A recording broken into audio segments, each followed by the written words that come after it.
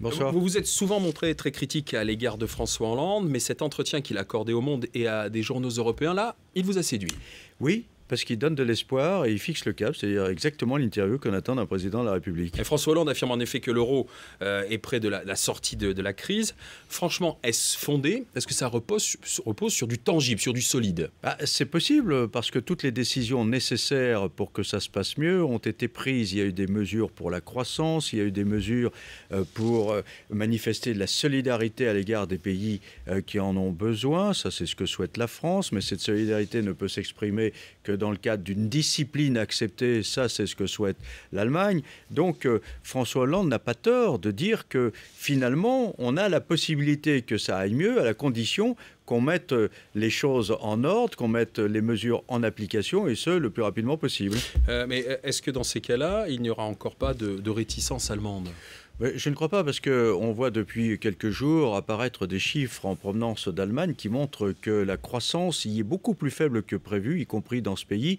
Et donc Angela Merkel, qui est quelqu'un de très pragmatique, va bien comprendre qu'il faut redonner du charbon à la machine pour qu'elle avance plus vite. Ouais, mais enfin, quand il fixe un cap, François Hollande, on a l'impression qu'il est peut-être un peu en retard sur Angela Merkel, qui, elle, fait campagne pour l'union politique en Europe. Vous savez, François Hollande, il a l'habitude des référendums sur l'Europe. En France, en général, ça se termine mal. Il a déjà lui-même, d'ailleurs, en tant que premier secrétaire du Parti socialiste, payé pour savoir comment ça se termine. Donc, il préfère le pragmatisme. Et là encore, je trouve qu'il n'a pas tort. Il dit, écoutez, mettons déjà en œuvre ce qui existe pour qu'on montre que l'Europe, ça marche. Ensuite, on va faire en sorte que l'Eurogroupe devienne véritablement une avant-garde de l'Europe dès l'année prochaine, avec notamment des présidents et des chefs d'État qui se retrouvent une fois par mois, de façon à être bien en phase avec le rythme de l'économie mondiale. Et puis ensuite, en 2014, on pourra effectivement, avec les élections européennes, envisager une union politique comme le souhaite Madame Merkel. Bon, c'est pas le même rythme, c'est pas le même cheminement qu'Angela Merkel.